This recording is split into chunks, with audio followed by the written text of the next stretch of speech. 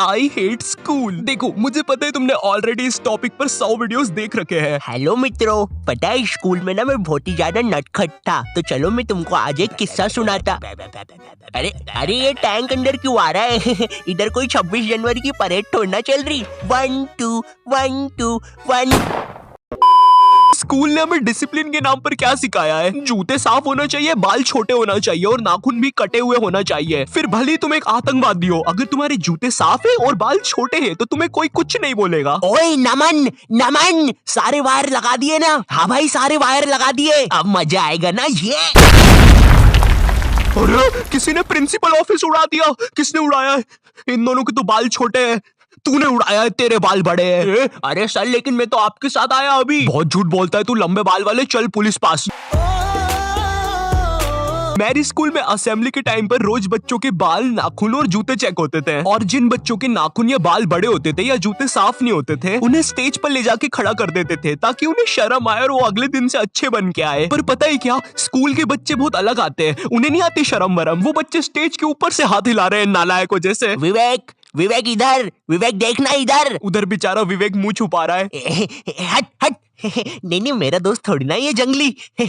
रवि हाथ हिलाना बंद कर यार। मुझे ना स्कूल की असेंबली आज तक समझ में नहीं आई। असेंबली में ना अलग ही मस्ती चलती है। रोज के रोज कोई सी नई जयंती या फंक्शन आ जाता है, फिर तुम्हारा गंदी शक्ल का स्पोर्ट टीचर आता है और आके ना कुछ ऐसा बोलता है, Students, today is this Jayanti and my father's birthday, so sit down. ऐसी मजेदार इंग्लिश बोल के जाता है, किसी को कुछ समझ में नहीं आता। मगर फिर सारे बच्चे जमीन पर बैठ जाते हैं, सिवाय उन दरिंदों के जिनके बाल और नाखून बड़े बड़े हैं। उन्हें बैठने नहीं दिया जाएगा। उसके बाद 9th क्लास की लड़की आएगी और ऐसे गाने पे डांस करेगी जो तुमने आज तक नहीं सुना होगा। प्यासा हिरन जैसे ढूंढे है जल को, ऐसे प्रभु मैं तुझे खोज रहा, ऐसे प्रभु मैं तुझे खोज रहा। साइड में वो स्पोर्ट टीचर दरिंदों को पीछे खींच रहा है। ए पीछे आओ, आगे किधर जा रहे हो? नाच चल रहा है उधर, पीछे आओ। इसीलिए मैंने बचपन से कभी स्कूल को सीरियसली नहीं लिया। एनुअल फंक्शन नहीं होता स्कूल में, वो जिसमें बच्चों से ही पैसे लेके बच्चों को ही नचाते हैं स्कूल में, फुल बुगी बुगी बना देते हैं। हाँ वही। मैं उसको 3rd क्लास तक एनिमल फंक्शन समझता था। मुझे सच में ऐसा लगता था यार कि होता होगा कोई फंक्शन जिसमें शेर, चीता, भालू आते होंगे। मुझे लगता था स्कूल वाले कुछ भी करवा सकते हैं ये लोग तो। वो देखो वहां पे जेब्रा और प्रिंसिपल के बीच में डांस बैटल चल रहा है।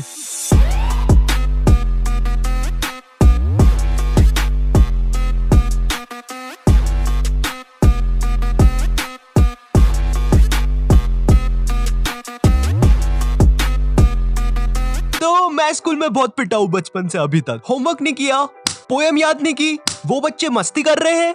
Twinkle twinkle twinkle. हाँ 3 बार ट्विंकल कैसे बोला तू? Twinkle little star. एक टाइम तक तो स्कूल जाने का मेरा मकसद ही यही था। आज मुझे फिर से स्कूल में मार खानी है। शाबाश मम्मी। ओ शिट, भागो यहाँ से। अब मेरे लिए मार खाना पढ़ाई से ज्यादा इंपॉर्टेंट हो गया था। हाँ मार मुझे और मार, इतना ही दम है तुझमें। दर्द हो रहा है, अब मत मारे। तो ये बात 11th क्लास की है, और मुझे पता नहीं जब तुम 11th क्लास में आते हो तुम पता नहीं खुद को बहुत ज्यादा बड़ा समझने लग जाते हो। ये स्कूल है मेरी, आऊं मैं साइकिल पर, टिफिन खा लूं मैं तो लंच से पहले। आई नो, मुझे पता है, मैं भी ऐसे ही था 11th क्लास में। ये स्कूल मेरी गुलाम, मैं हूँ डिवाइन के साथ। कर दी हमने स्कूल की नाकाबंदी लगा के अलार्म। बंटा है असली है क्या? हाँ डिवाइन, माँ कसम असली है, अभी लिखा मैंने। सर ये लोग ने यहाँ पे रास्ता रोक लिया क्लास की बेंच से। कौन है रे? लग रही है।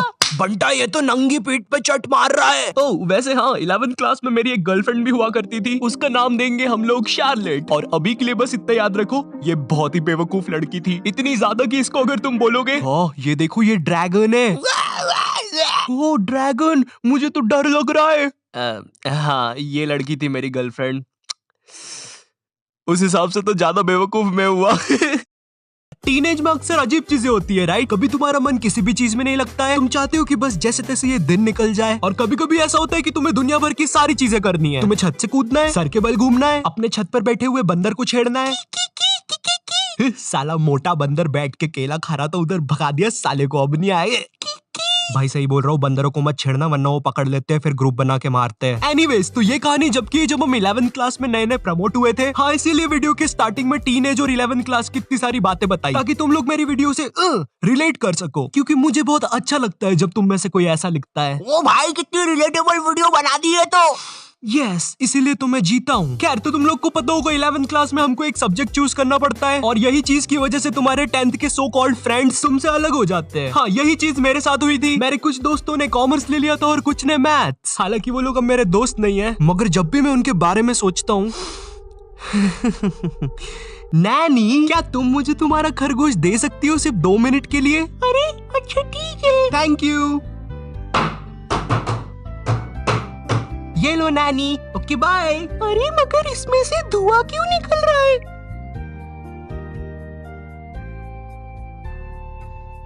नॉटी टाइप ऑफ टॉपिक जाना बंद करो। सॉरी, अब हमारे सब्जेक्ट अलग होने से हम लोग की क्लासेस अलग अलग लगती थी। बाय द वे, मेरा सब्जेक्ट बायोलॉजी था, तो हम लोग को अलग अलग क्लास में बैठ के पढ़ना पड़ता था। मगर एक सब्जेक्ट ऐसा था जो हम सबका साथ में लगता था। ये लोग 200 बच्चों को एक साथ एक ही क्लास में भर देते थे और वो सब्जेक्ट था हिंदी। क्योंकि उसका एक ही टीचर था, तो वो टीचर से क्लास संभलती नहीं थी। हम लोग क्लास में बैठ के भोंकते रहते थे, भाग भाग भाग भाग भाग भाग भाग। नहीं, सच में थोड़ा ना भोंकते थे। तो अब वो टीचर से क्लास नहीं संभलती थी, इसलिए वो बोल देता था जिसको भी नहीं पढ़ना है वो बाहर जा सकता है। अब मुझे हिंदी सब्जेक्ट से वैसी ही नफरत थी। मुझे ये तक नहीं पता छोटी ई की मात्रा कहाँ लगती है और बड़ी ई की कहाँ लगती है। अरे ये दोनों सेम ही तो शब्द है, इनमें अलग अलग क्या है? हाँ, मुझे पता है कुछ ज्ञानी लोग कमेंट करने वाले हैं। भाई जो ये वाला 3 है ना, इसको तू ऐसे पढ़ेगा, देख 3। और जो ये वाला है ना, इसको तू ऐसे पढ़ेगा 3। तो ये जो बड़ा वाला है ना, ये सही है।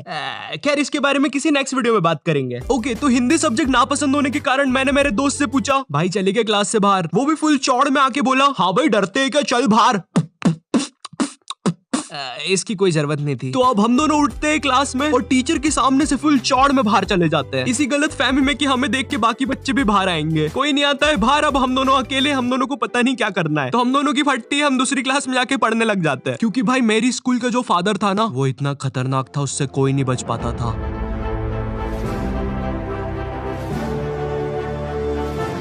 चल चल वहाँ चल, वहाँ चल। हाँ हाँ, मुझसे बच के कोई नहीं जा सकता।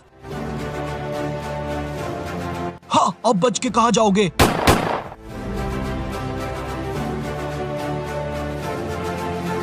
ये फादर 24 घंटे स्कूल में घूमता रहता था और गलती से भी कोई बच्चा बाहर घूमता हुआ दिख जाए वो तो गया। इसी कारण मैं कोई रिस्क नहीं लेना चाहता था, इसलिए मैं दूसरी क्लास में जाके चुपचाप बैठ गया। मगर फिर कहीं से खबर आती है कि फादर आज स्कूल में है ही नहीं, और उतनी देर में मेरे बाकी दोस्त और कॉमर्स वाले भी उस क्लास में आ जाते हैं। हाँ, कॉमर्स वाले इसलिए बोल रहा हूँ क्योंकि इन लोग का अलग ही चलता है, क्योंकि जब तक हम लोग थे क्लास में, जब तक बहुत ही शांति थी, मगर जैसे ही ये लोग आए, इनमें से कोई पंखे पे लटक रहा है, चौक फाइट चल रही है, आओ मुझे लग गई है। तो इन्हीं सब चीजों की आवाज सुन के एक खड़ूस सर क्लास में आ जाता है। अब इस बंदे के बारे में मैं कुछ ज्यादा बोलूंगा नहीं, लेकिन ये बहुत ही चमत्कारी सर है, क्योंकि जब भी कोई बंदा कांड करता है, ये सर पता नहीं कहां से एक चिट निकालता है, और वो चिट उतनी ही बड़ी होती है जितने बंदे का इसको नाम लिखना रहता है। एक बंदा मस्ती कर रहा है, छोटी चिट, 10 बंदे मस्ती कर रहे हैं, बड़ी चिट। तो वो सर हमारी क्लास में आता है और अपनी खुफिया जगह से चिट निकाल के हम लोग का नाम लिखने लग जाता है। वहां से मेरी थोड़ी थोड़ी फटना चालू हुई। उस टाइम मेरा दोस्त सर से बोल रहा है, सर हमने क्या किया, हमारा नाम क्यों लिख रहे हो? और ये वही बंदा है जिसको सर ने स्वयं सीढ़ी पे चढ़ के पंखे से नीचे उतारा था। इस टाइम तक सर हमारे नाम लिख के ले जा चुका था और हमारी बहुत गंदी फट रही थी, क्योंकि आजकल हमारी स्कूल का फादर कुछ नया ट्रेंड फॉलो कर रहा था, बच्चों को स्टेज पे बुला के मारना सबके सामने असेंबली में। क्या इतनी ज्यादा बेइज्जती? मैं नहीं करवा सकता खुद की इतनी बेइज्जती। भाई एक बार एक बच्चे को फादर ने स्टेज पे मार के नीचे फेंक दिया था, और असेंबली की लाइन में जो बच्चे आगे खड़े थे, भाई वो इतने हरामी पीछे हट गए, वो फिकाया तो उसको कोई भी उठा नहीं रहा है। असेंबली खत्म हो गई, पीरियड खत्म हो गई, लंच हो गया, वो बंदा अभी तक वहीं पड़ा हुआ है, उसको कोई उठाने नहीं आया अभी तक। तो हम सब लोग की अब बहुत गंदी फट गई थी, तो हमने डिसाइड किया कि हम स्कूल ही नहीं आएंगे एक दिन। पर फिर हम में से एक बंदा बोलता है, ओ भाई स्कूल क्यों नहीं आएंगे, स्कूल आना हमारा हक है।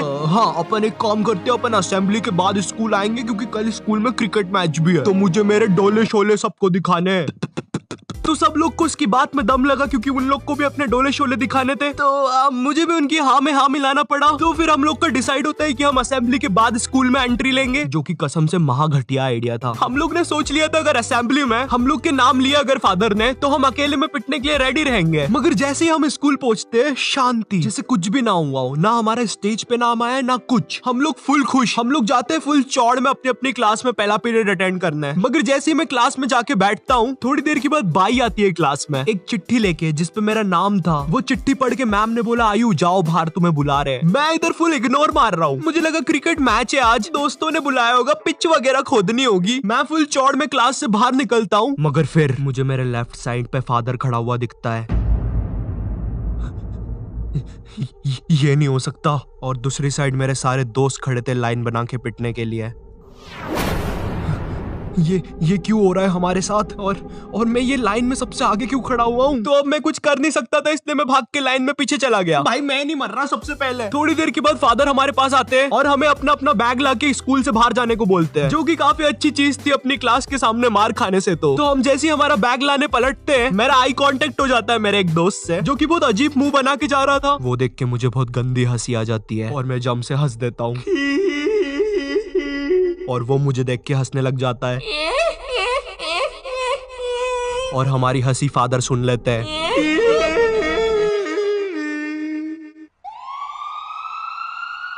हमें इनकी जान बचानी होगी। हेलो सिविल हॉस्पिटल, डॉक्टर इन बच्चों की कंडीशन बहुत ज्यादा खराब है, लगता है किसी ने बहुत गंदा मारा है। बच्चे क्या तुम हमें बता सकते हो तुम्हारे साथ क्या हुआ था? वो हमें मारने की कोशिश कर रहा था। मेरा कलेजा। आज डेट क्या है? 7 सितंबर। क्या मैं 10 दिन से हॉस्पिटल में हूँ। मेरे मुंह से खून आ रहा है। आप जाइए यहाँ से, हमारा पेशेंट सीरियस है। अरे कोई नर्स को भेजो।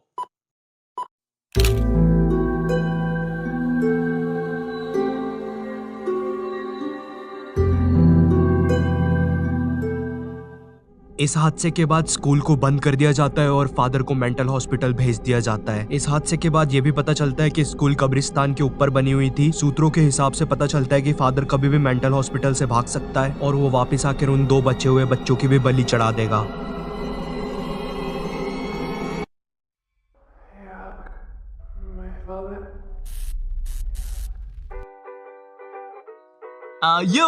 मुझे पता है वीडियो की एंडिंग थोड़ी ज्यादा क्रीपी हो गई है, बट कम ऑन यार, अगर मैं ऐसा बोलता कि फादर ने हमें सबके सामने मारा और घर भेज दिया तो तुम लोग को मजा नहीं आता ना। बट काश सच में मेरी स्कूल कब्रिस्तान के ऊपर बनी होती, मजा आ जाता। बट खैर, अगर तुम्हें ये वीडियो पसंद आई हो, तुम इससे कुछ रिलेट कर पाए हो तो लाइक मारो। लाइक करना बहुत ज्यादा जरूरी है, ठीक है? एंड अगर चैनल पे नए हो तो सब्सक्राइब मारो। इस वीडियो का एक स्क्रीनशॉट लो, उसको अपने इंस्टाग्राम स्टोरीज में डालो, मुझे टैग करो और मौका पाओ मेरी अगली वीडियो में एक प्यारा सा शाउट आउट पाने का। And in this video shout out to Amitosh 28 and मैं मिलता हूँ तुमसे नेक्स्ट वीडियो में। तब तक के लिए बाय।